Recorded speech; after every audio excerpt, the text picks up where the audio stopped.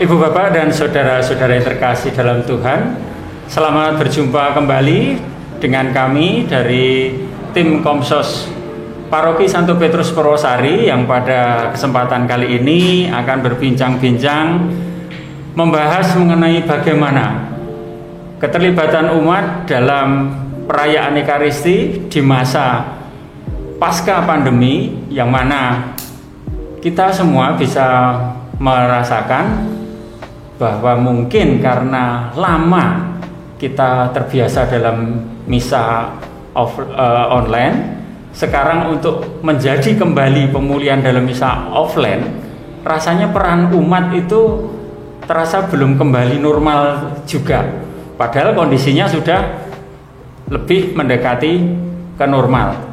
Pada kesempatan kali ini kita akan berbicara dengan Ketua Tim Kerja Komisi Bidang Liturgi dan Peribadatan, yaitu Bapak Agus, dan juga ada hadir di antara kita saat ini salah satu anggota OMK dari Paroki Purwosari. Silakan saya perkenalkan. Ya, nama saya Ega, Pak. Iya, Mbak Ega. Baik, Mas Agus. Siap. Gimana ini Mas Agus? Kita melihat paling tidak di paroki kita itu pandemi sudah mulai mengarah kepada kondisi normal. Akan tapi kita tahu peran serta umat dalam Ekaristi offline atau peran serta umat dalam Ekaristi di gereja rasanya masih jauh dari normal. Kalau menurut Mas Agus bagaimana? Baik, terima kasih Mas Agung sama manggilnya. Jadi di paroki kita di Gereja Katolik Santo Petrus Purwosari Surakarta mengalami kenaikan yang cukup signifikan sebenarnya di masa pandemi yang sudah melandai ini. Jadi kalau secara data dari tim Litbang di paroki kita itu di bulan Januari, Februari, Maret itu tercatat hanya sekitar 1.400-1.500 umat yang hadir, menjadi sekitar 2.000.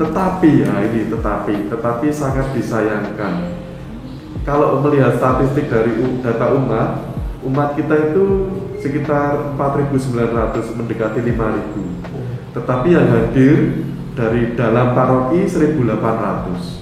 Untuk tamu luar paroki sekitar 220-an orang. Jadi partisipasi umat di paroki kita untuk mengikuti misa secara offline itu ternyata belum sampai 50%. Ini dari data dari tim Litbang yang diberikan ke kami. Yang justru sangat memprihatinkan lagi, usia 25 sampai 40 tahun, usia-usia produktif, kemudian usia UMK itu kok males gitu gereja gitu. Jadi data dari UMK yang mengikuti misa, kemudian usia-usia produktif 25 sampai 40 tahun itu sangat sedikit. Padahal kalau kita lihat, kita amati, ada perbedaan antara misa online dan misa offline.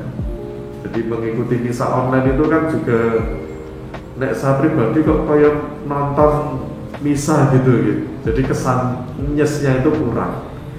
Ada baiknya ayo kita kembali ke gereja, ikuti misa secara offline. Toh keadaan juga sudah sangat membaik. Gereja kita juga istilahnya menerapkan protokol kesehatan yang cukup ketat juga. Begitu Mas Agung sementara. Oke, terima kasih. Kalau saya boleh menyampaikan begini Mas Agus, gereja kita adalah gereja yang berbasis data. Yang saya mungkin bisa tanyakan tuh, data umat ini kan umat yang tercatat sebagai warga dari Paroki Santo Petrus Purwosari. Ya. Lah, dalam kesehariannya mereka itu apakah mungkin dari golongan kaum muda yang sedang menuntut ilmu di luar kota Solo, atau mungkin yang merintis karir juga di luar Solo dan tidak menjalankan SDSB saben dino setu Bali, sehingga hari Minggunya itu misanya tidak di paroki, karena kalau katakanlah dalam dahulu itu ada waktu masih normal, ada kondisi misa nonggo, jadi ke paroki sebelah, paroki tetangga gitu. Itu kan saat ini juga belum begitu mudah ya, dituntut persyaratan dan diutamakan warga paroki setempat. Nah ini kira-kira kalau di paroki Santo Petrus itu bagaimana ini? Memang terkait data nanti ini bisa disampaikan langsung dari tim data mungkin Mas ya. Yeah. Jadi kalau data yang kami terima seperti itu. Untuk lebih jelasnya mungkin ada sesi sendiri nanti Mas Agung. Oh begitu. Jadi biar kita mengembalikan peran serta umat yang misa offline itu. Kalau perkiraan Mas Agung saya kira juga ada benarnya juga, karena memang ada beberapa umat itu yang keluar kota kemudian mencari nafkah di luar kota. Tetapi di Keuskupan Agung Semarang ini kan punya sebuah sistem, ketika seseorang itu 3 bulan tinggal menetap di daerah yang bersangkutan, itu kan dia menjadi warga bagian lingkungan tersebut. Tapi sekali lagi ini harus diulang lebih detail lagi. Begitu Mas Agung. Baik, itu tadi itu sebetulnya saya hanya mau mengatakan, tidak mau menghakimi bahwasanya umat itu malas ke gereja, begitu loh Mas Agus. Jadi saya masih punya pemikiran positif, terjadinya itu seperti itu. Tetapi memang tidak bisa dipungkiri adanya transisi untuk kembali mengikuti misa offline itu belum bisa mengena bagi umat yang ada di paroki kita, dan bahkan itu tidak hanya di paroki Santo Petrus Purwosari Surakarta, tetapi di paroki lainnya para imam itu juga mengatakan bahwa sekarang peran serta umat untuk ikut dalam Ekaristi offline tatap muka masih belum normal seperti sebelum pandemi. Oke. Begitu Mas. Dulu sebelum pandemi itu kan umat sering ke gereja. Kemudian ada pandemi, umat itu didorong untuk ikut misa online. Kemudian setelah pandemi, umat didorong untuk misa offline lagi. Jadi ada beberapa perubahan-perubahan. Nah, perubahan-perubahan ini saya kira juga butuh adaptasi juga dari umat ya.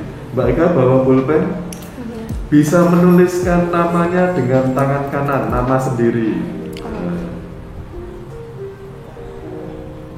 Oke, sekarang coba ditulis namanya dengan tangan kiri Mbak Eka. Susah ya Mas? Jelek di jadinya. Iya. Ya begini. Susah kan? Iya susah. Ini Mas Agung. Jadi perbedaan tulisan, ada perbedaan tulisan di sana. Jadi untuk melakukan sebuah perubahan itu nulis dari tangan kanan ke tangan kiri itu juga tidak mudah. Begitu.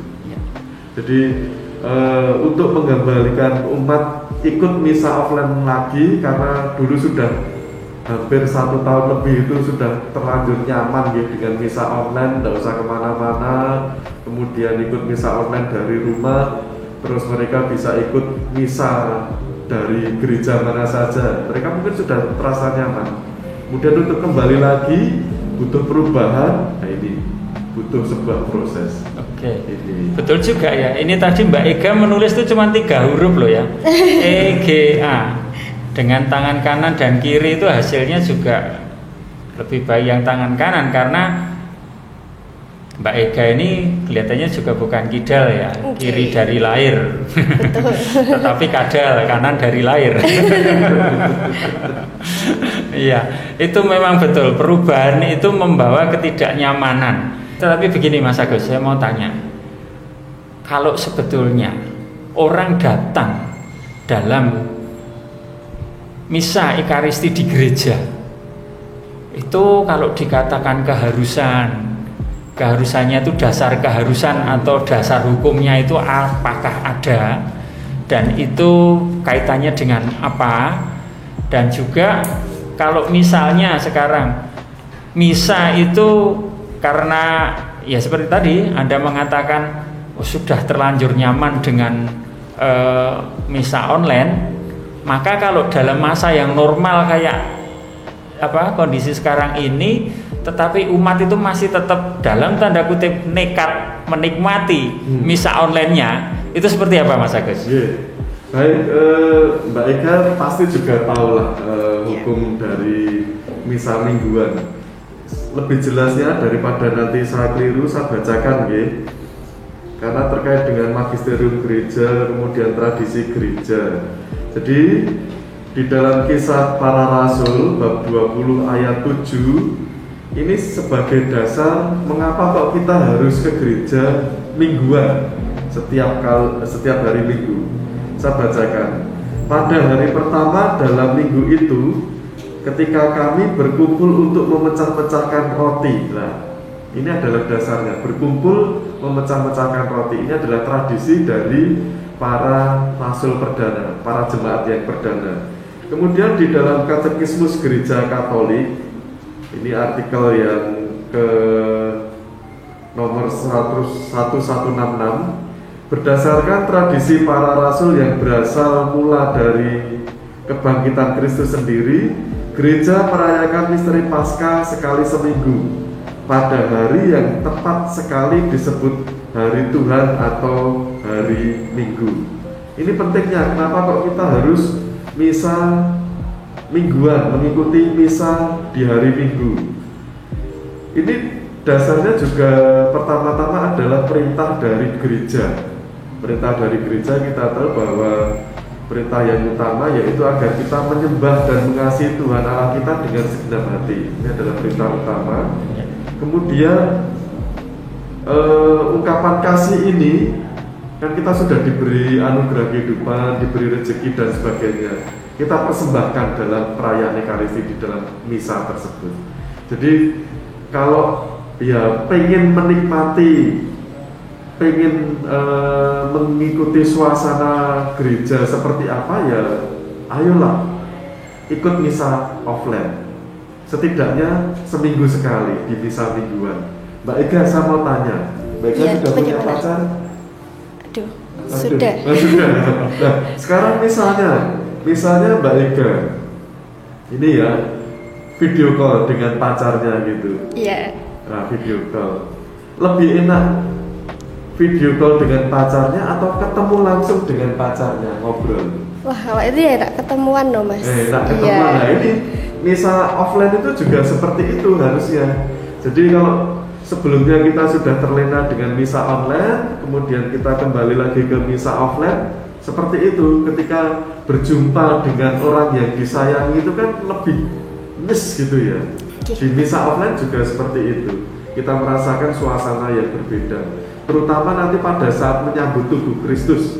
Itu kan kalau di misa online kan komuni batin ya. Kalau di misa offline kita bisa benar-benar menerima tubuh Kristus hadir di dalam diri kita.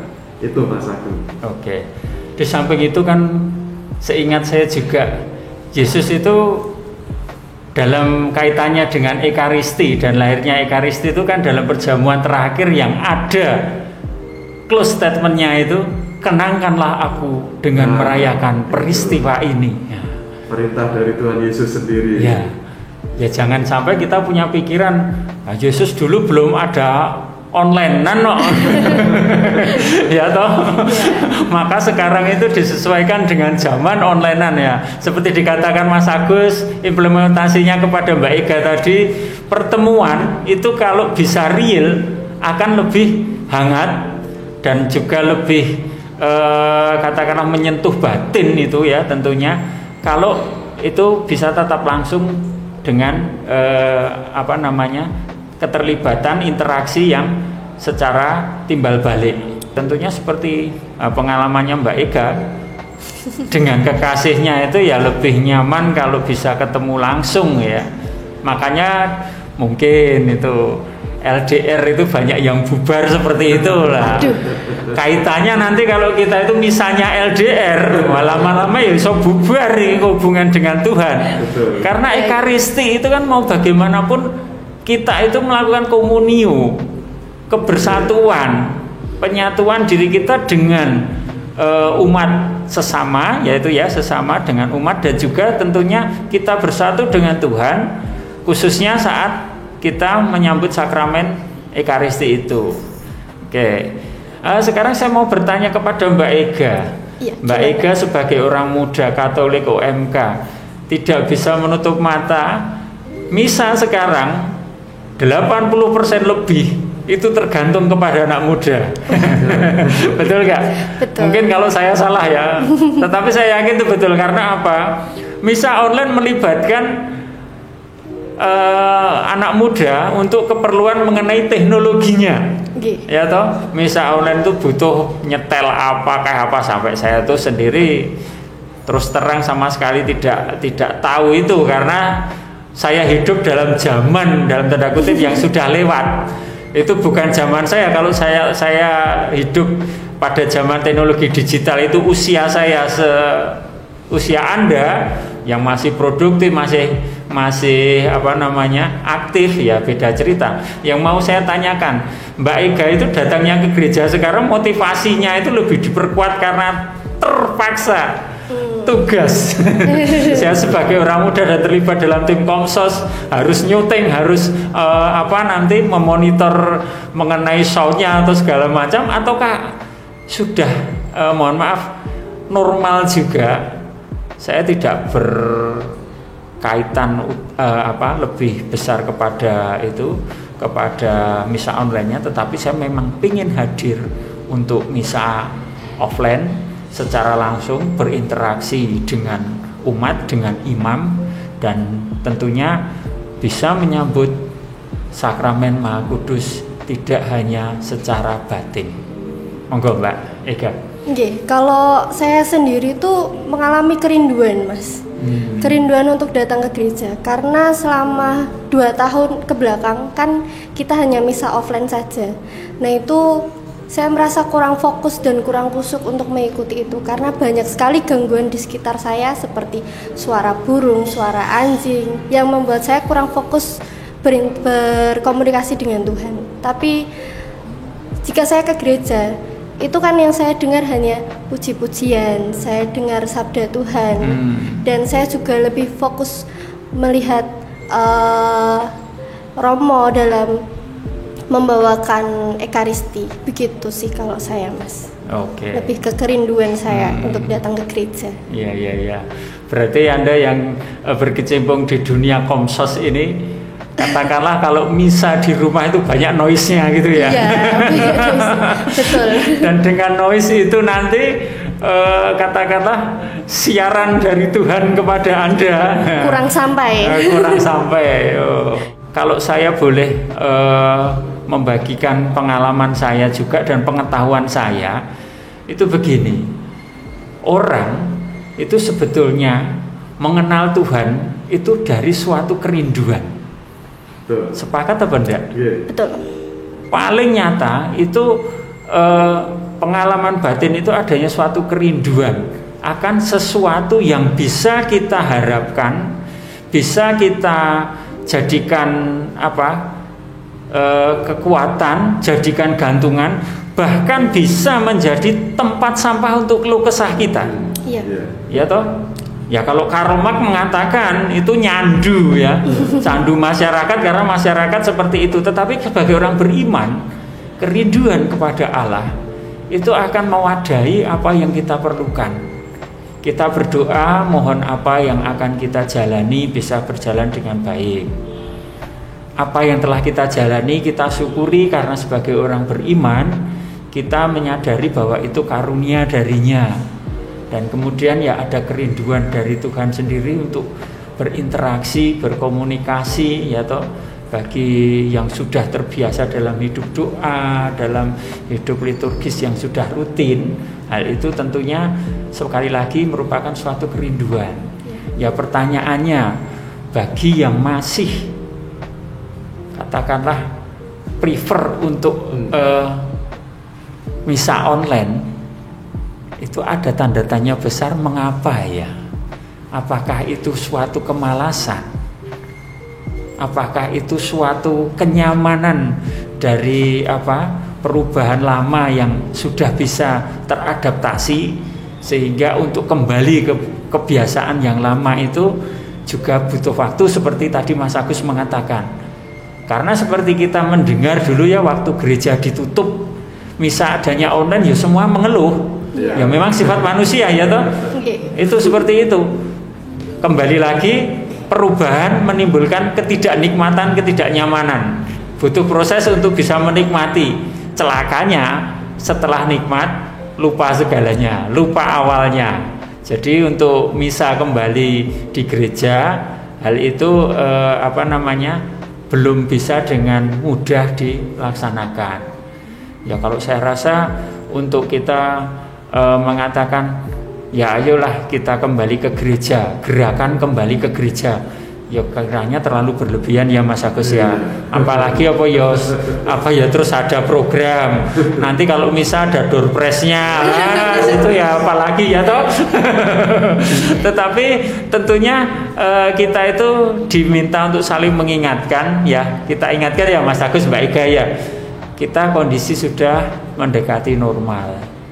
Kenapa kita tidak menormalkan hidup menggereja kita? Jadi kalau Mas Agus, saya boleh tahu gereja kita Paroki Santo Petrus itu daya tampungnya berapa sih sebetulnya? Daya tampung kurang lebihnya sekitar 1.200 kalau misalnya dipenuhi gitu. Ya dipenuhi 1.200 ya. Di aula Paulus, belum kalau ke BRT gitu. Oke. Baik, mungkin kalau dari Mas Agus himbauan kepada umat untuk peningkatan peningkatan partisipasif atau partisipasi umat untuk ikut dalam Ekaristi bagaimana Mas Agus? Yang harus kita ingat dan kita pahami, kemudian kita resapkan, masukkan dalam hati, Ekaristi, misa itu kan menerima tubuh Kristus. Di dalam sakramen Ekaristi itu kan sebagai puncak, sumber dan puncak hidup Kristiani, Mas. Itu yang harus ditanamkan. Kemudian ketika kita tidak mempunyai hubungan erat dengan Tuhan, ya istilahnya seperti ini ranting yang patah, dia akan layu dan kering. Jadi kalau lama tidak menjalin relasi dengan Tuhan dalam Ekaristi, dalam misa, saya yakin nanti akan mengalami yang namanya kekeringan juga, mengalami yang namanya patah itu tadi. Jadi kalau bisa dikatakan ya kurang gizi, Mas. Betul. Wong Katolik orang tahu misa kurang gizi, karena kembali lagi dia mematahkan dari pohon utamanya, dari dia pokok tidak ya. Gizi ya, tidak nyambung dengan Tuhan Yesus, ya sudah kurang gizi, akhirnya mati, Mas. Jadi ayolah balik ke gereja kita, ikuti perayaan Ekaristi secara offline. Toh waktunya juga 1 jam seperempat paling lama, Mas. Bandingkan dengan teman-teman kalau misalnya nge-mall kemudian pacaran itu kan lebih waktunya. Jadi sekali lagi, ayo ke gereja, ikuti misa offline. Tanpa mengikuti misa, Anda bisa kurang gizi karena tidak terhubung, tidak nyambung dengan pokoknya.